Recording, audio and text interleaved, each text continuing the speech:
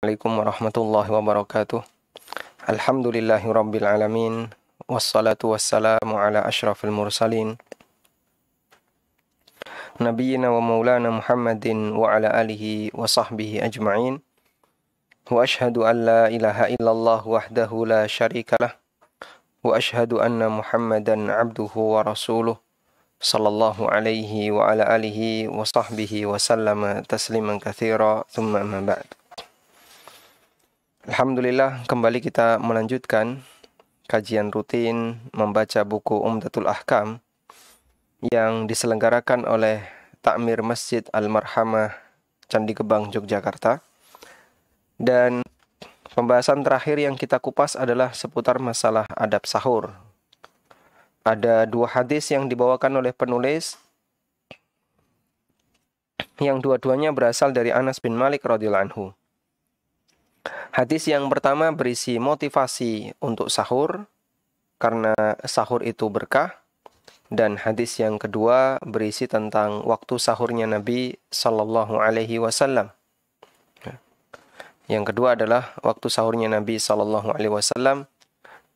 Dan kemarin telah kita sebutkan bahwa dalam hadis tentang waktu sahurnya Nabi Sallallahu Alaihi Wasallam yang diceritakan oleh Zaid bin Thabit, beliau pernah melakukannya. Yang beliau pernah lakukan adalah berhenti sahur 50 ayat sebelum subuh. Atau berhenti sahur kurang lebih 10 menit sebelum subuh. Namun ini sama sekali bukan dalil tentang anjuran untuk imsak. Kemarin sudah kita sampaikan, alasan yang pertama adalah karena Allah Subhanahu wa Ta'ala mengizinkan kita untuk makan minum sampai datang waktu subuh. Sebagaimana yang Allah firmankan di surat Al-Baqarah, wa kulu washrabu hatta yatabayyana lakumul khaytul abyadu minal khaytil aswadi minal fajr. Makan minumlah kalian sampai jelas bagi kalian adanya fajar di waktu subuh. Dan imsak 10 menit sebelum subuh,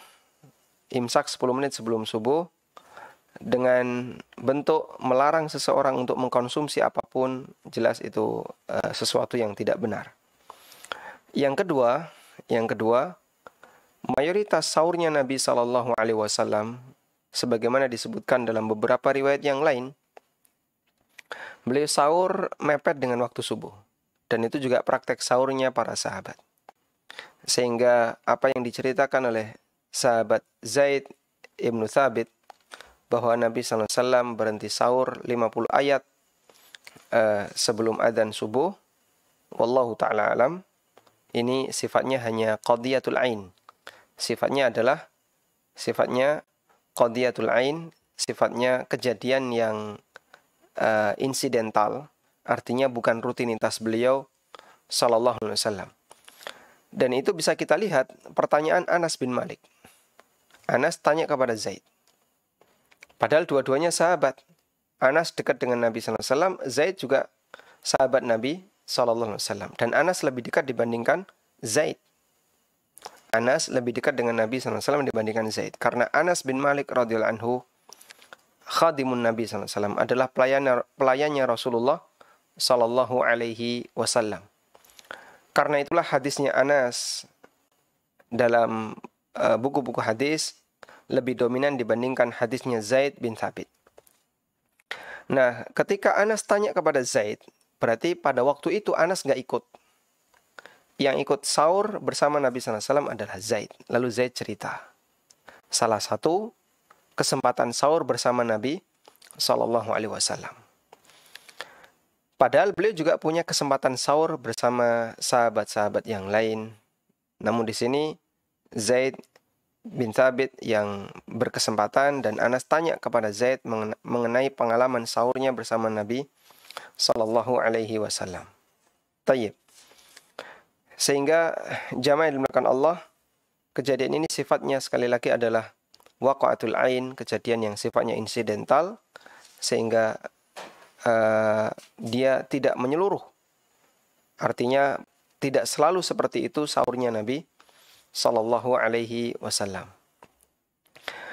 Meskipun jika ada orang yang berhenti makan sahur 10 menit sebelum subuh, ya sah-sah saja. Kita tidak melarangnya. Namun yang keliru adalah ketika ada orang yang melarang orang lain yang makan di waktu imsak sebelum subuh. Padahal masih diizinkan oleh Allah Subhanahu wa taala. Baik, semoga bisa dipahami dengan baik. Dan berikutnya kita akan beralih ke hadis tentang hukum puasa bagi orang yang junub. Hukum puasa bagi orang yang junub. Jamaah yang dimakan Allah Subhanahu wa taala,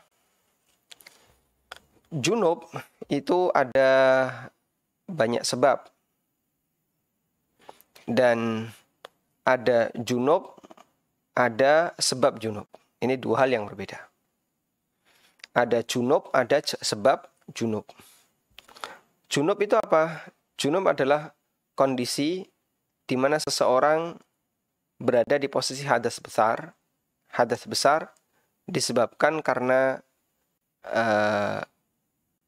hubungan badan atau suci haid atau suci nifas. Sedangkan sebab junub adalah perbuatan yang membuat seseorang menjadi junub.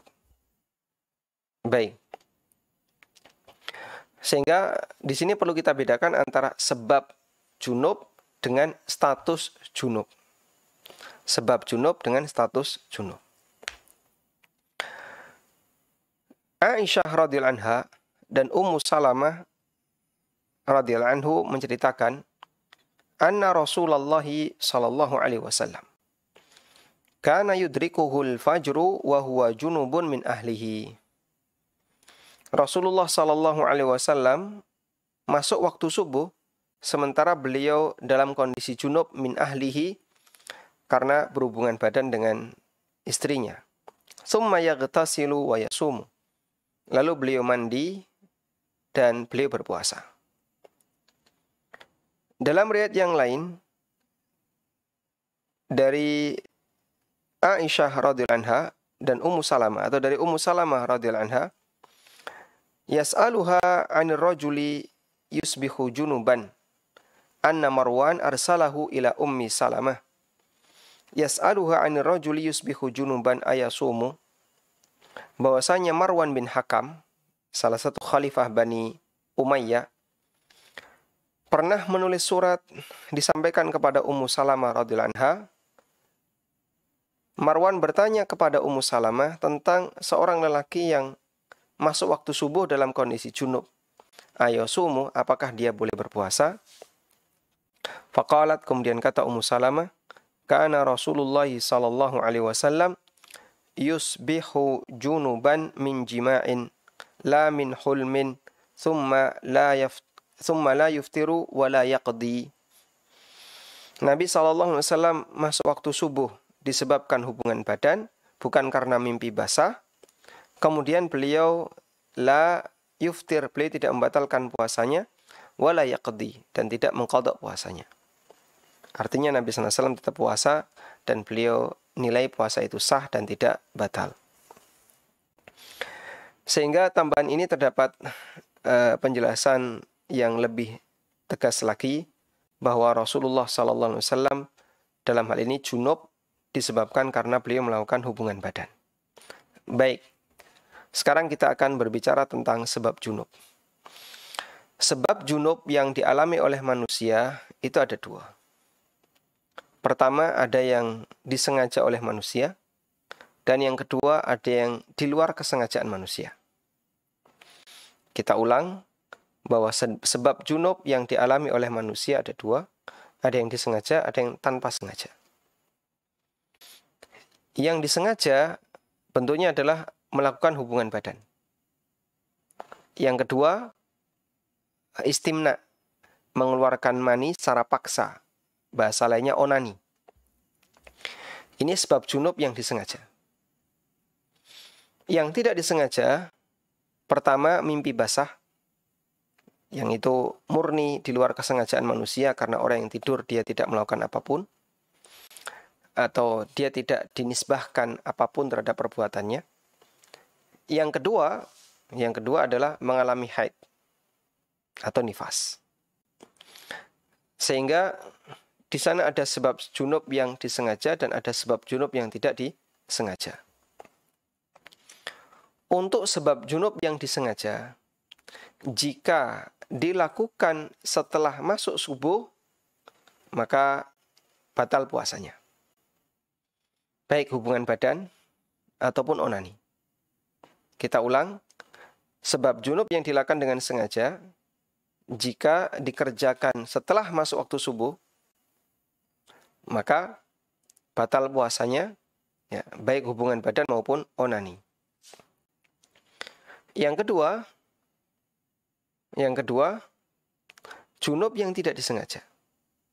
Untuk junub yang tidak disengaja, jika bentuknya haid atau nifas, dan orangnya belum putus darahnya setelah masuk waktu subuh, maka dihukumi sebagai wanita haid atau nifas dan dia tidak boleh berpuasa. Ya, sehingga misalnya darah berhenti itu jam 6.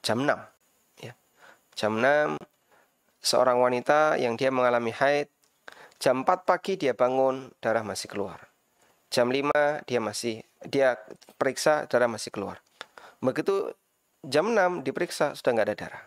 Dan jelas itu sudah masuk waktu subuh. Bolehkah dia berpuasa? Kan ini baru jam 6. Atau bahkan mungkin tadi putusnya setengah 6. Baru dicek jam 6.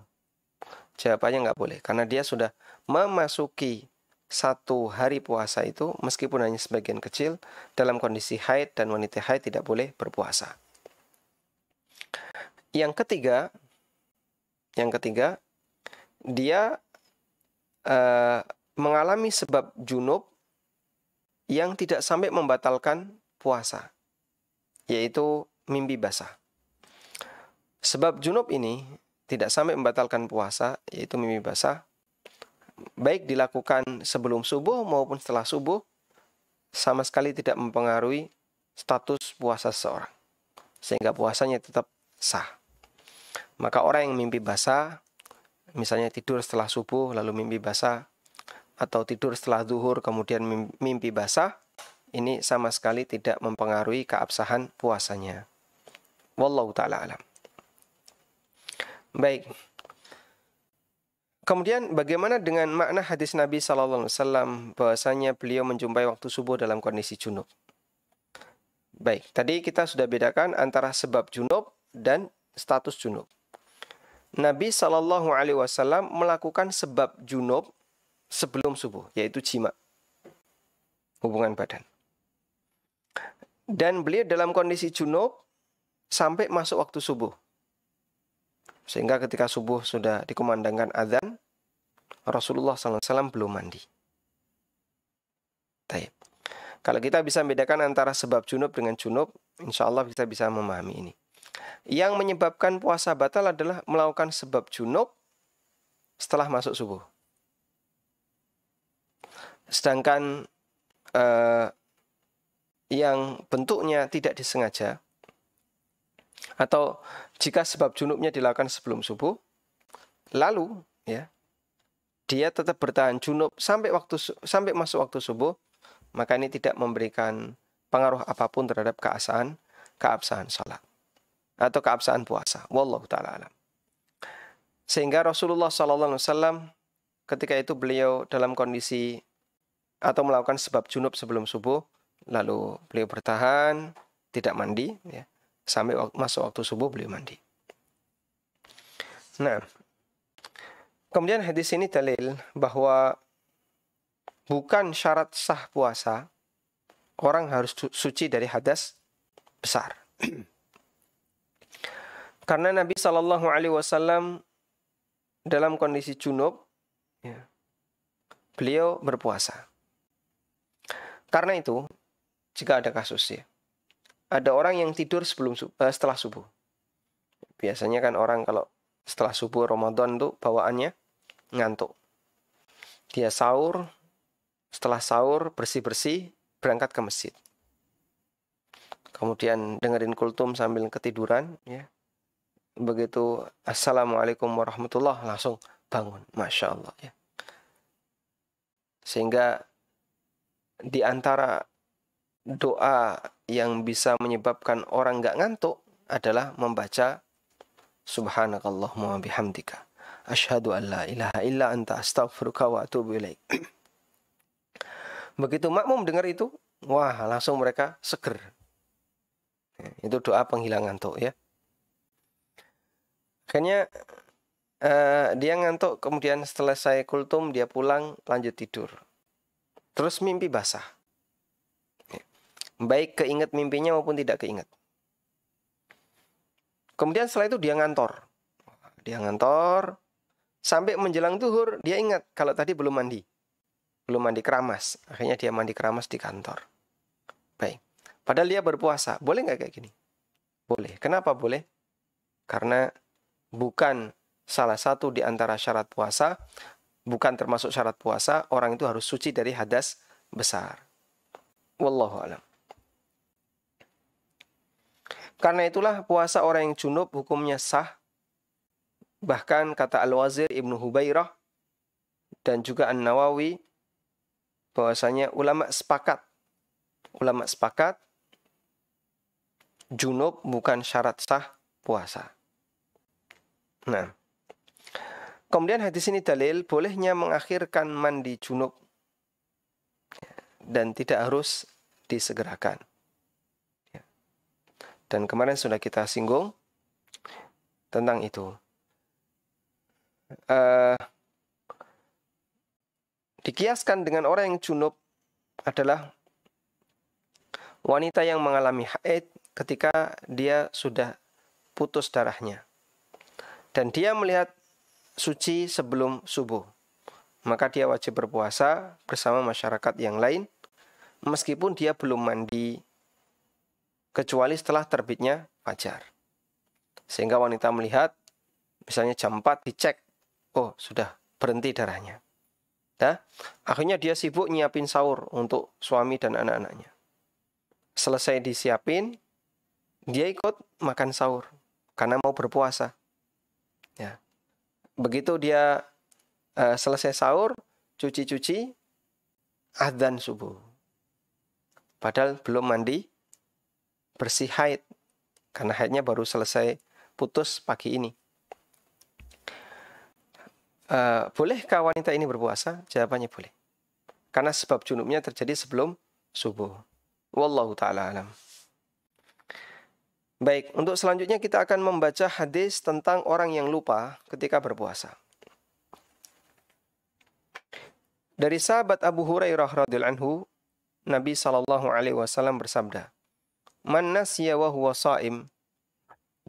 Siapa yang lupa ketika sedang berpuasa, fa akala aw syaribah. Lalu dia makan atau dia minum. Fal yutimma shaumahu, maka teruskan puasanya. Fa innama at'amahu Allah wa saqah. Selesaikan puasanya. Sementara dia makan dan minum ketika lupa, kata Nabi sallallahu alaihi wasallam, Allah lah yang ngasih makanan dan minuman itu. Dengan cara manusia ini dibuat lupa. Lalu dia mengkonsumsi makanan, ya, makan 1 gorengan, lomboknya 5. Ya. Begitu selesai lombok terakhir, ingat dia, wah saya sedang puasa. Padahal sedang kepedesan. Ya. Maka dia ingat dalam kondisi mulutnya kepedesan. Boleh nggak minum? Nggak boleh. Wah, saya berharap gimana caranya agar bisa mengobati kepedesan ini. Sementara dia di posisi sedang berpuasa. Tapi kalau dia sudah ingat, maka nggak boleh. Tayyib. Nah, jamaah dimuliakan Allah Subhanahu wa taala. Nabi SAW mengatakan, siapa yang lupa ketika dia sedang berpuasa, sehingga dia lupa berpuasa, lalu dia makan minum. Nah, di sini dijelaskan baik makan sedikit maupun banyak. Dan kenapa hanya disebutkan makan minum dan tidak disebutkan pembatal yang lain? Li'annahuma aglabu wuku'an. Karena makan minum itu yang paling sering terjadi. Ya. Wallahu ta'ala alam. Tayyib. Kemudian yang jadi pertanyaan adalah, jika kita melihat orang seperti ini, apa yang harus kita lakukan? Ya. Apakah membiarkannya makan minum? Ataukah kita cegah? Karena dia sedang berpuasa. Dan kita tahu dia sedang berpuasa. Jawabannya adalah harus dicegah. Kenapa harus dicegah? Karena ini perbuatan yang mungkar. Meskipun dia tidak bermaksiat karena di posisi lupa, dia tidak tahu. Lupa ya, nggak sadar. Namun orang yang melihat itu tidak boleh dibiarkan. Kenapa? Karena ini termasuk di antara bentuk kemungkaran. Dan Nabi SAW bersabda, "Man ra'a minkum mungkaran falyughayyirhu." Siapa yang melihat kemungkaran di antara kalian, falyughayyirhu, maka hendaknya dia mengubahnya. Yaitu dengan cara memerintahkan pelaku kemungkaran tadi untuk meninggalkan kemungkarannya. Dan makna mungkar itu lebih luas dibandingkan makna dosa. Semua perbuatan dosa adalah kemungkaran, tapi tidak semua kemungkaran berisi perbuatan dosa. Baik, contohnya gimana sih Pak? Anak kecil yang berkelahi itu bentuk kemungkaran. Maka kita disyariatkan kalau ketemu anak kecil berkelahi untuk direlai, untuk dipisahkan biar dia tidak berkelahi. Anak kecil yang kencing sembarangan itu kemungkaran, tapi dia nggak berdosa dengan perbuatannya. Karena anak kecil mereka ketika belum balik, maka dosa-dosanya tidak dihitung sebagaimana catatan amal yang lainnya tidak diperhitungkan. Wallahu ta'ala alam.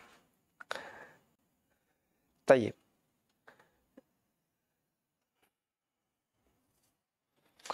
Selanjutnya kita akan beralih ke hadis berikutnya. Hadis tentang hukum hubungan badan bagi orang yang berpuasa di siang hari Ramadan. Hadis dari Abu Hurairah radhiyallahu anhu.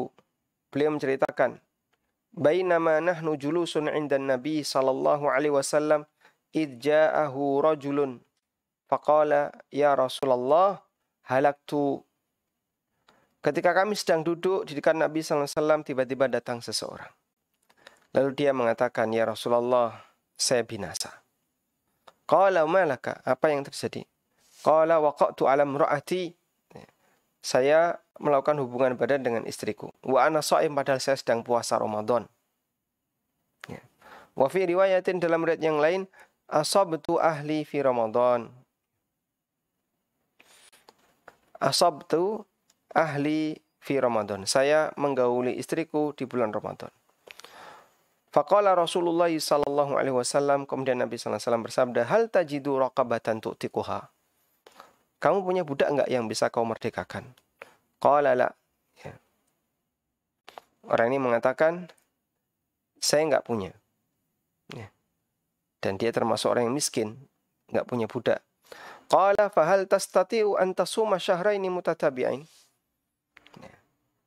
Lalu Nabi SAW bertanya lagi, bisa enggak kamu berpuasa selama 2 bulan berturut-turut? Qala, orang ini mengatakan tidak bisa.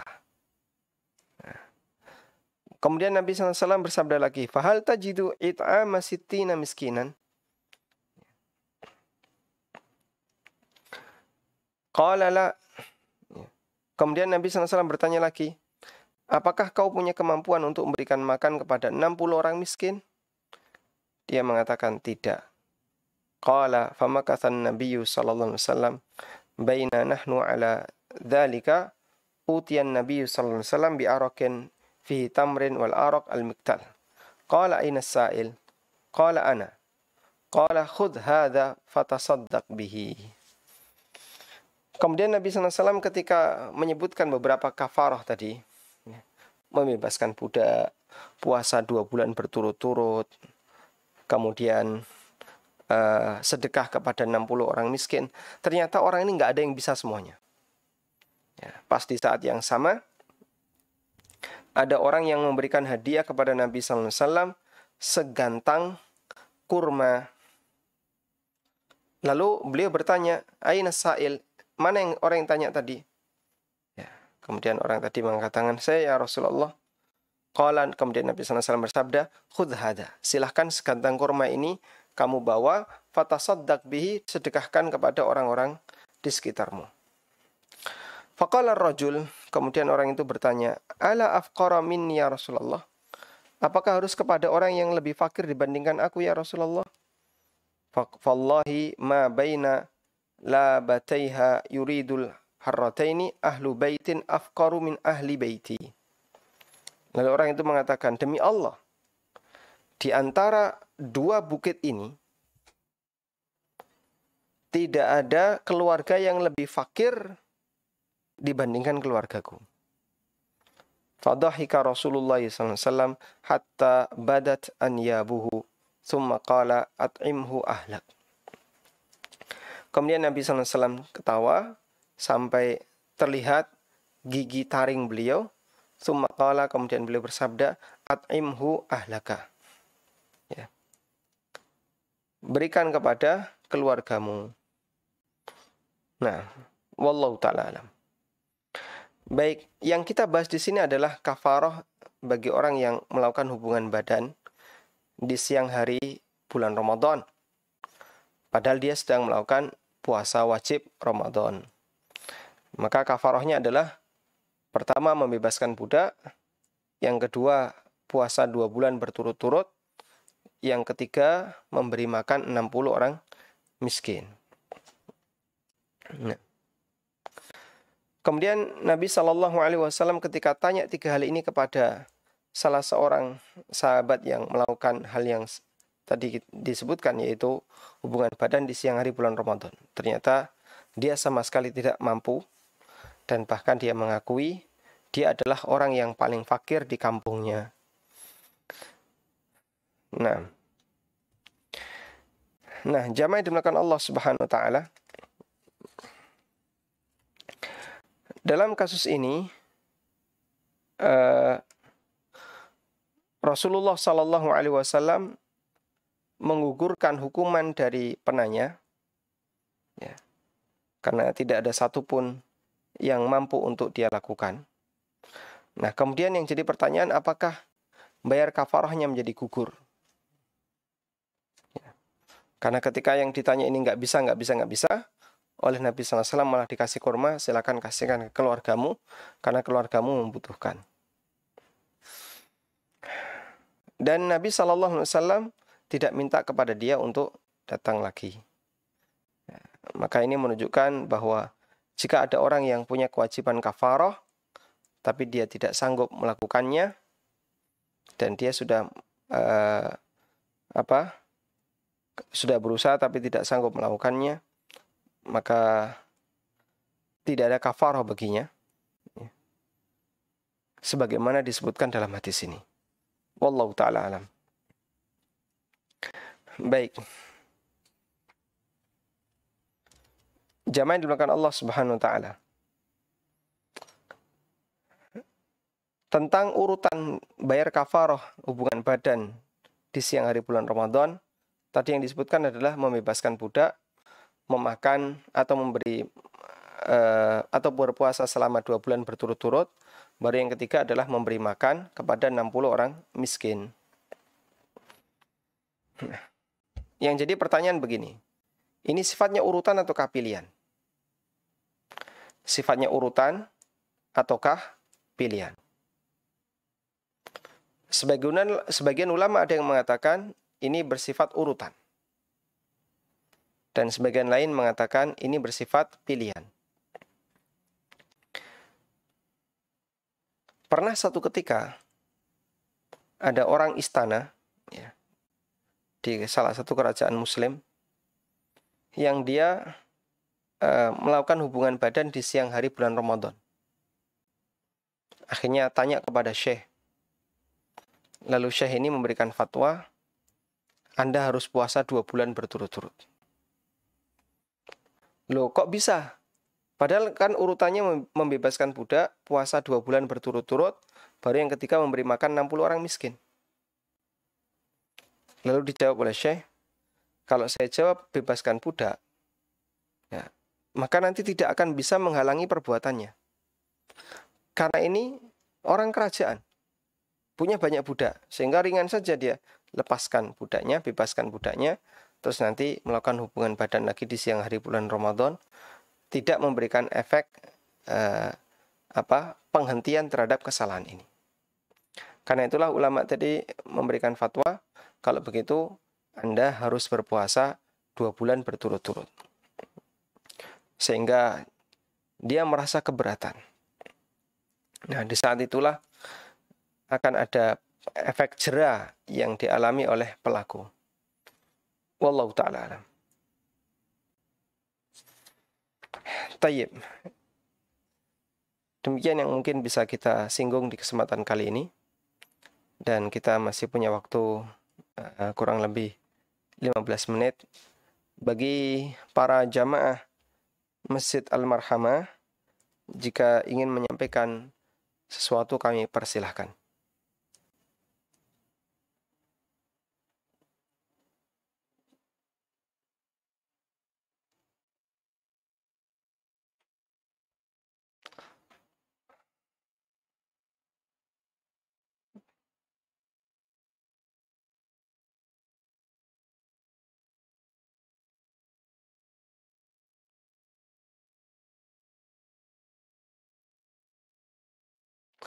Ada pertanyaan melalui chat, bagaimana hukum memberi Al-Quran pada orang kafir yang berkeinginan untuk masuk Islam?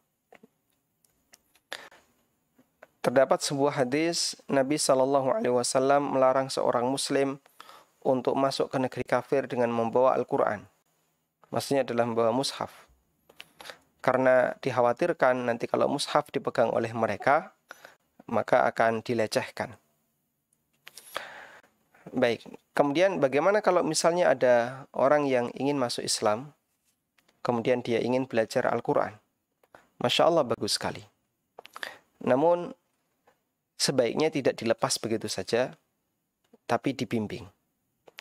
Karena itulah, wallahu alam, jika orang kafir ini tinggal di negeri yang mayoritas Muslim, dan dia ketika diberi Quran, dia tahu bagaimana sikap yang tepat, maka wallahu alam, insyaallah tidak masalah jika orang kafir ini diberi Al-Quran, selama Anda bisa memastikan bahwasanya dia tidak akan menyalahgunakan Al-Quran itu, apalagi menghina Al-Quran.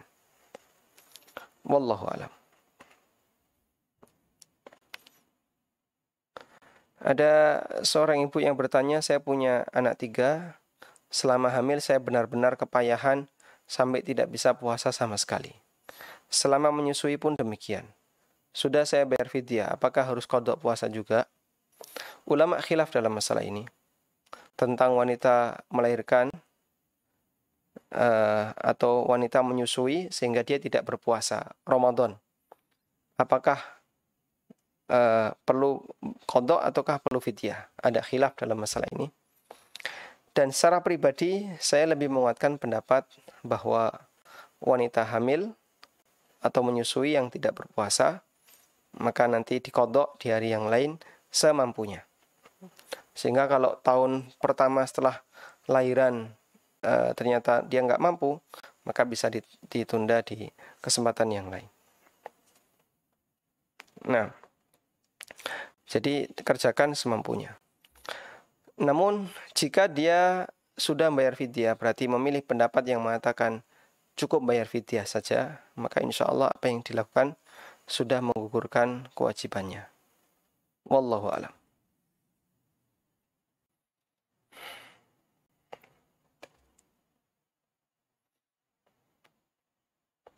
Baik, dari jamaah marhamah, barangkali ada yang mau menyampaikan sesuatu, kami persilahkan.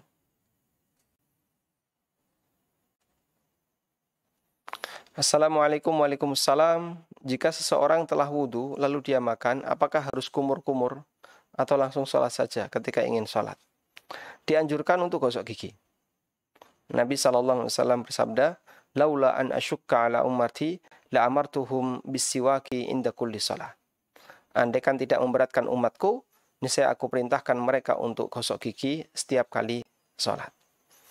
Sehingga ketika kita selesai makan, tapi kita nggak batal, lalu kita mau sholat, makan habis maghrib, kemudian kita mau sholat isya, maka cukup gosok gigi, dan itu dalam rangka untuk menghilangkan potensi bau dari makanan yang dikonsumsi.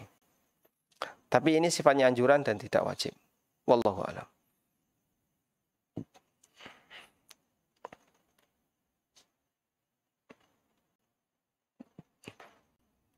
Assalamualaikum. Waalaikumsalam. Puasa Senin Kemis atau Daud, apakah ada batasannya? Atau seumur hidup? Idealnya ketika seseorang sudah mengambil satu jenis ibadah tertentu, maka dianjurkan untuk dikerjakan sepanjang hayatnya. Sampai akhir hayat. Dianjurkan untuk dikerjakan sepanjang hayatnya sampai akhir hayat. Karena kebiasaan para sahabat ketika mereka beramal, jika sudah memilih amal tertentu, maka itu nggak geser. Itu terus. Sampai mereka mengalami kesulitan untuk beramal, baru berhenti. Sebagaimana sahabat Abdullah bin Amr bin As radhiyallahu anhuma, beliau rajin berpuasa Daud, dan ketika di usia tua, Abdullah bin Amr menyesal. Kenapa dulu saya tidak mengikuti saran Nabi SAW?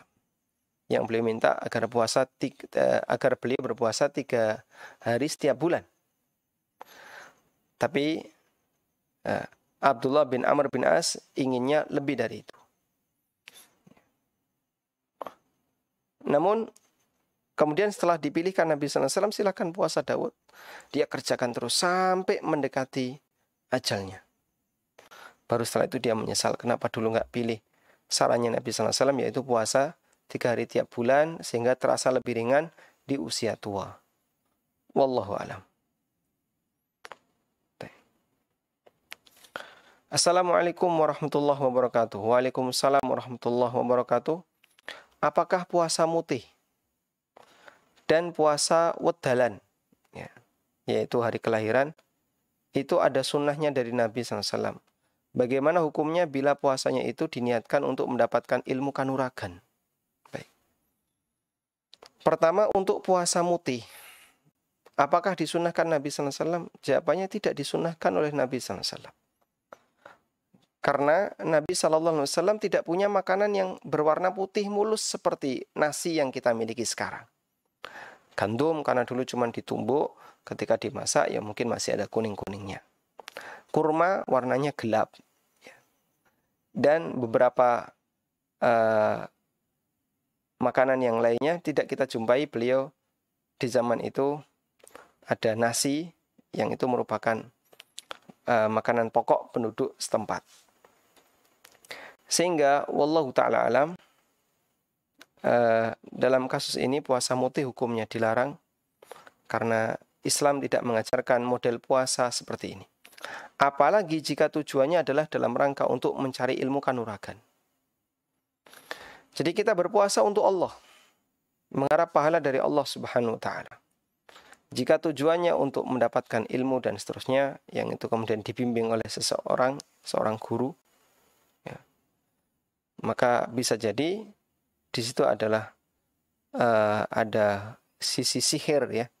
Jadi dia diajari sihir sebagai bentuk pemujaan terhadap setan, dan medianya adalah ibadah yang ditunjuk. Wallahu ta'ala alam. Sehingga kami sarankan sebaiknya ditinggalkan berpuasa dalam rangka untuk mendapatkan ilmu kanuragan. Ada pertanyaan berikutnya, kalau misalnya 3 tahun berturut-turut melakukan hubungan badan di siang hari saat Ramadan, apakah kafarahnya juga dikali 3? Ya. Karena ini di waktu yang berbeda, waktu 1, 2, dan 3, maka kafarahnya 3 kali.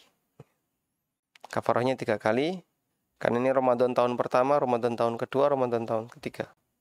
Berarti kafarahnya terpisah antara Ramadan 1 dengan Ramadan yang lain.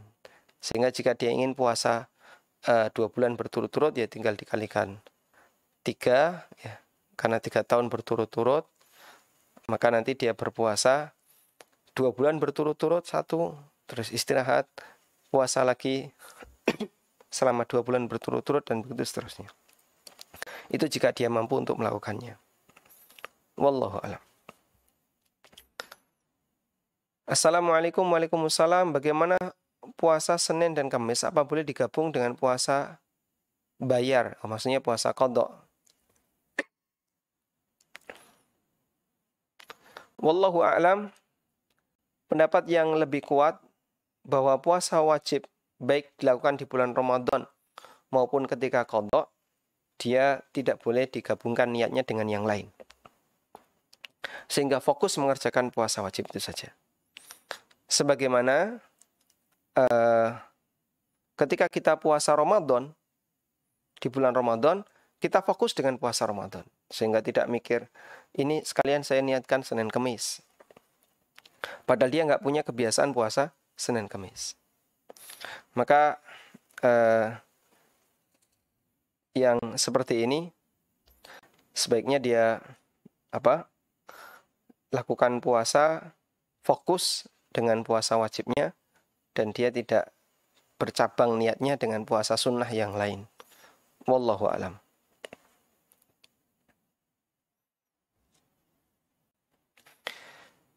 Assalamualaikum. Waalaikumsalam. Jika puasa 2 bulan berturut-turut lalu dia haid, bagaimana hukumnya? Jawabannya tinggal dilanjutkan, karena ini di luar kemampuan manusia. Sehingga dia sudah puasa 2 bulan berturut-turut, dapat misalnya 40 hari, ya. Sehingga sudah sebulan 10 hari, tinggal 20 hari. Lalu dia haid. Nah, haid dia berhenti. Selama berapa lama? 5 hari. Baik, selanjutnya setelah haidnya suci, puasa lagi. Lanjutkan sisanya. Wallahu ta'ala alam. Tayyib. Cukup. Demikian yang bisa kita sampaikan. Semoga menjadi kajian yang bermanfaat. Jazakumullah khairan. Kita haturkan ke tim ANB Official dan para jamaah Masjid Al-Marhamah Candi Gebang. Semoga Allah Subhanahu wa taala menganugerahkan kepada kita kekuatan istiqomah untuk selalu berada di atas jalan kebenaran. Wassallallahu ala nabiyyina Muhammadin wa ala alihi wa sahbihi wasallam. Wa akhiru da'wana anil hamdulillahi rabbil alamin. Subhanakallahumma wa bihamdika asyhadu an la ilaha illa anta astaghfiruka wa atubu ilaik. Wassalamualaikum warahmatullahi wabarakatuh.